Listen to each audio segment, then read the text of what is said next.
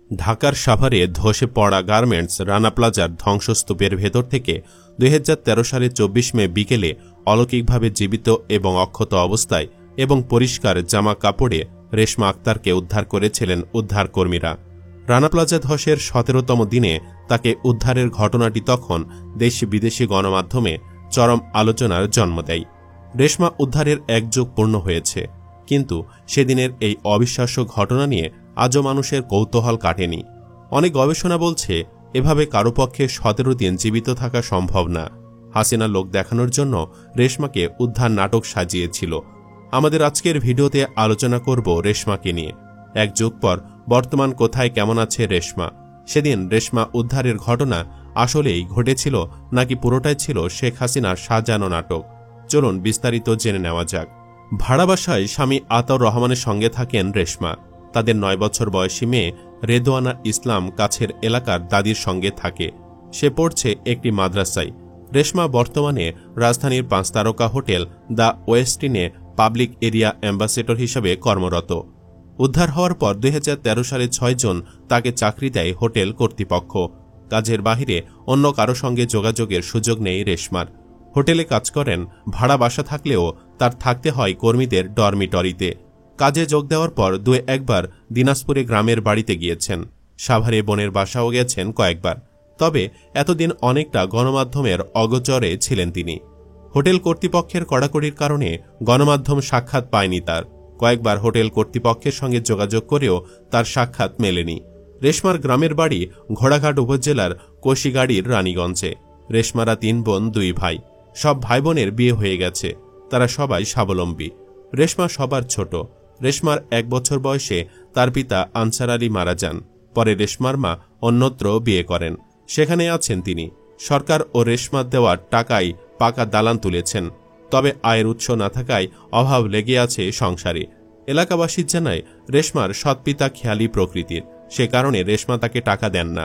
মাকে mobile phone কিনে দিলে সৎ পিতা তা বিক্রি করে দেন। তাই রেশমার মায়ের কোনো মোবাইল ফোন নেই। মেয়ের সঙ্গে কথা বলেন অন্যের ফোনে। রেশমার প্রতিবেশীরা জানান, আগে পার্শ্ববর্তী বাজারে ঝাড়ু দেওয়ার কাজ করে সেই আয় থেকে সংসার চলত রেশমার মায়ের। এখন আর সেটাও করা সম্ভব হচ্ছে না। মাসে মাত্র ২,০০০ টাকা পান মেয়ের কাছ থেকে। মেয়ে রেশমার অনেক টাকা আছে ভেবে তাকে কেউ আর কাজ দেয় না। যাই হোক, রেশমার প্রসঙ্গে ফেরা যাক। সম্প্রতি সম্ভব হয়েছে রেশমার সাক্ষাৎকার নেওয়ার। সব মিলে কেমন আছেন জানতে চাইলে রেশমা বলেন, এখন তিনি ভালোই আছেন। তবে বিভিন্ন ভিডিও, গণমাধ্যমের প্রতিবেদনে মানুষের বাজে মন্তব্য তাকে কষ্ট দেয়। তিনি জীবিত উদ্ধার হয়েছেন, এটা যদি কেউ বিশ্বাস না করেন তবে তার করার কিছুই নেই। রেশমা বলেন, উদ্ধারের পর থেকে এখন পর্যন্ত বিভিন্ন গণমাধ্যম তাকে নিয়ে মনগড়া প্রতিবেদন প্রকাশ করেছে।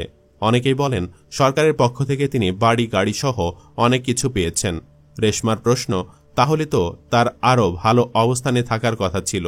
রেশমা জানান, উদ্ধারের পর তার মায়ের হাতে প্রধানমন্ত্রী ৫০,০০০ টাকার চেক দিয়েছিলেন, আর কারখানার পক্ষ থেকে তাকে ৫০,০০০ টাকা দেওয়া হয়েছিল। বিভিন্ন গণমাধ্যমে রেশমার একাধিক বিয়ের খবরও প্রকাশিত হয়।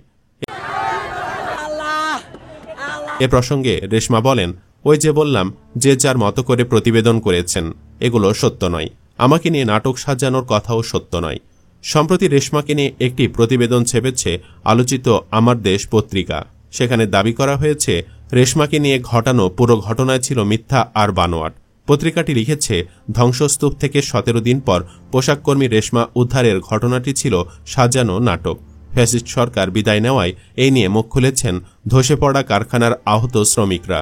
রেশমা উদ্ধারকে নাটক হিসেবে দেখছেন খোদ রানা প্লাজা দুর্ঘটনায় ভবনে চাপা পড়া এবং পরবর্তীতে উদ্ধার হওয়া শ্রমিকরা।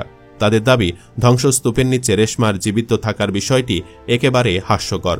উদ্ধারের সময় তাকে বেশ প্রাণবন্ত দেখা গেছে। গায়ে নতুন জামা পরিহিত ছিল। তাকে উদ্ধার করে সাভার CMH নেওয়ার পরপরই সেখানে সেনাবাহিনীর বিশেষ হেলিকপ্টার যোগে পৌঁছান তৎকালীন প্রধানমন্ত্রী শেখ হাসিনা। পরবর্তীতে রেশমা উদ্ধার নিয়ে একাধিকবার সংবাদ সম্মেলন করা হয়। সে সময় এ নিয়ে যুক্তরাজ্যের ট্যাবলয়েড মিররের অনুসন্ধানী প্রতিবেদনে বলা হয়, রেশমা ১৭ দিন ধ্বংসস্তূপে চাপা থাকার পর উদ্ধার একটি নাটক ছিল। চতুর্থ তলায় ফ্যান্টম অ্যাপারেলস কারখানায় সুপারভাইজার হিসেবে কাজ করতেন ঝিনাইদহ জেলার বাসিন্দা জুয়েল রানা। ভবন ধসে ৩ দিন পর উদ্ধার হন তিনি। এ ঘটনায় তার মেরুদণ্ডের হাড় ভেঙে গেছে। এখনও পুরোপুরি সুস্থ হতে পারেননি। তিনি বলেন, আমি 3 দিন ধ্বংসস্তূপের ভেতরে ছিলাম। খাবার, পানি, অক্সিজেন, আলো বাতাস কিছুই ছিল না। ছিল মৃত্যু যন্ত্রণায় ছটফট করা মানুষের আহাজারি। প্রতি মুহূর্তে মনে হয়েছে এই বুঝি মরে গেলাম। আমাকে অচেতন উদ্ধার করা হয়। তিনি মনে করেন, এমন পরিবেশে রেশমা 17 দিন ধ্বংসস্তূপে চাপা থাকার পর উদ্ধার হাস্যকর ও নাটক। একদিন পর উদ্ধার হওয়া শ্রমিক মানিকগঞ্জের সিংগাইর উপজেলার দুর্গাপুরের বাসিন্দা মাহমুদুল হাসান হৃদয় বলেন, রেশমার উদ্ধার ছিল স্বৈরাচারী সরকারের নাটক।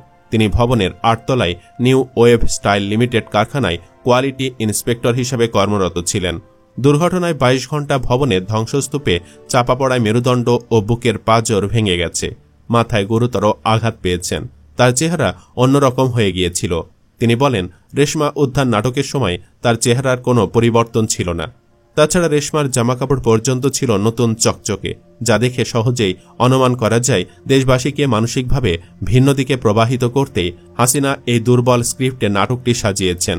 ঘটনাটি সাজানো মনে করেন একদিন পর উদ্ধার হওয়া শ্রমিক ধামরাইয়ের সোয়াপুর ইউনিয়নের ভাদালিয়া গ্রামের বাসিন্দা শিউলি বেগম। 4th তলায় ফ্যান্টম অ্যাপারেলসের মেইনটেন্স কর্মকর্তা এবং ধ্বংসস্তূপ থেকে একদিন পর উদ্ধার হওয়া সৈয়দ শাহাদত হোসেন সোহান সহ আরও অনেকে। একসময় শ্রম দিয়ে পোশাক শিল্পকে বাঁচিয়ে দেশের অর্থনীতি সচল রাখলেও আজ নিজে চলতে পারেন না রানা প্লাজা ধসের ঘটনায় 2 পা হারানো দিনাজপুরের ফুলবাড়ী উপজেলার আলাদিপুর ইউনিয়নের বারাইহাট এলাকার রেবেকা খাতুন। তিনি ওই গ্রামের রাজমিস্ত্রি মোস্তাফিজুর রহমানের স্ত্রী। 2 পা হারিয়ে কর্মহীন হয়ে বাড়িতে বসে সময় কাটছে তার। দুর্ঘটনার পর অনেক অনিয়মের মধ্যে কিছু টাকা পেলেও এ পর্যন্ত 8 বার করাতে হয়েছে কাটা পায়ের অপারেশন। আবারও অপারেশনে তাগিদ দিয়েছেন ডাক্তার। দুর্ঘটনার পর নিখোঁজ মা ও দাদির লাশটুকু পাননি রেবেকা। সেদিনের দুর্ঘটনায় নিখোঁজ হন তার মা চানবানু, দাদি কোহিনুর বেওয়া। তালিকায় নাম না থাকায় ক্ষতিপূরণ পায়নি রেবেকার মা ও দাদির পরিবার। সেই ঘটনা বর্ণনা করে রেবেকা বলেন, 23 এপ্রিল রানা প্লাজায় ফাটল দেখা দিলে বিকাল 4টায় সবাইকে ছুটি দিয়ে দেয় গার্মেন্ট কর্তৃপক্ষ।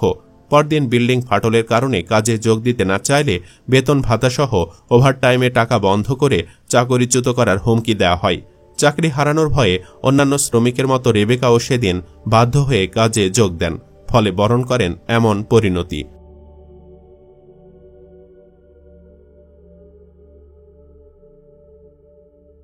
তবে সবচেয়ে অবাক করা বিষয় হচ্ছে, রানা প্লাজার ঘটনায় দোষীদের এখনও সেভাবে উল্লেখ করার মতো কোনো সাজা হয়নি।